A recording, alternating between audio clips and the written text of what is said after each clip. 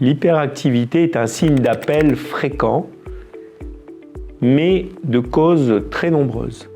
Il est facilement repérable et c'est pour cela que le motif de consultation fait appel à l'hyperactivité. On en parle dans Questions de santé.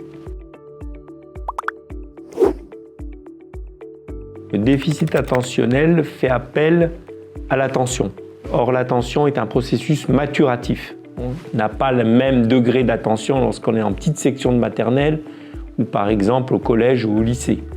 Donc, c'est un processus maturatif qui fait partie des fonctions cognitives préfrontales couplées avec les régions sensorielles et sensitives. Ce développement fait appel également à d'autres processus cognitifs qui sont le propre de l'homme.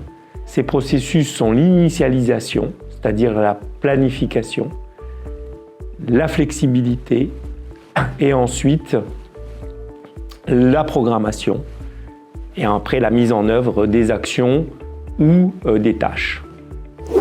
Le déficit attentionnel est un trouble fréquent, on l'estime à 5% avec 4 fois plus de garçons que de filles. Les filles peuvent avoir un tableau apathique, donc le signe d'appel est moins important dans une fonction environnementale, par exemple de classe. On doit rechercher, nous pédiatres et neuropédiatres, d'autres causes au déficit attentionnel qui vont être pris en charge de façon différente. Je pense à la surdité, à des perturbations thyroïdiennes, à des microcéphalies avec déficience intellectuelle, à des atteintes génétiques spécifiques. La liste est longue et donc je ne peux pas la donner en totalité, mais pédiatres et neuropédiatres la connaissent bien. Alors, le diagnostic se pose en fait lors d'une consultation pédiatrique. On recherche les petits signes cliniques d'accompagnement. On refait le point sur l'évolution développementale de l'enfant et on prend en compte les questions environnementales.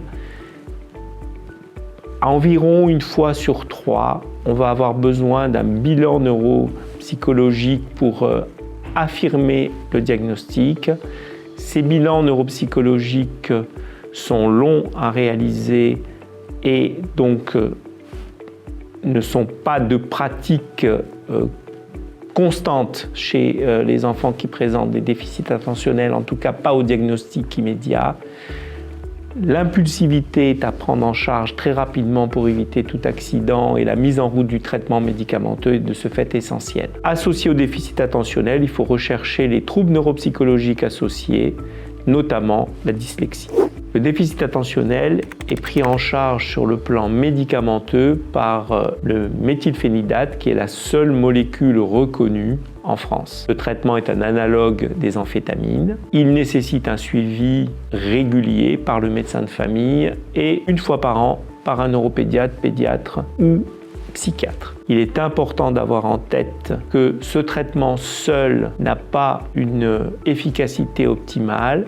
Il est efficace sur l'impulsivité, sur l'inhibition. Il est intéressant et il a été démontré une augmentation de l'épaisseur corticale, donc un degré de récupération. Par contre, il existe d'autres thérapeutiques qui sont possibles, actuellement en cours d'étude et de développement. Ce sont les neurofeedbacks, les thérapies cognitives et comportementales, les prises en charge basées sur la stimulation transcrânienne, la prise en compte de l'ensemble de la famille, c'est-à-dire les parents, l'enfant, parfois la fratrie, peut se faire dans le cadre de groupes Barclay une fois par trimestre. Les prises en charge associées ne sont pas négligées, en particulier celui de la dyslexie par une orthophoniste, si c'est identifié et donc nécessaire. Pour d'autres questions de santé, abonnez-vous à notre chaîne. Okay.